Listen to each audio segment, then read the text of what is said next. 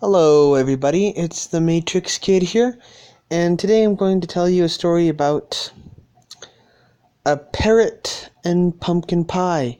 So this happened in my Minecraft world that I had not in real life. It is a fictional story that happened in my Minecraft world.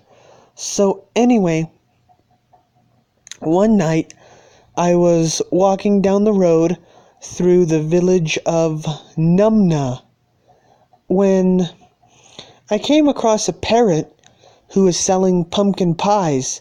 So I turned to the parrot and I was like, "Hey parrot, can I buy a pumpkin pie?"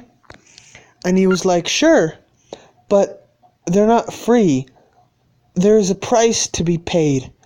So when I asked how much, the parrot looked at me and he said, "I want your soul.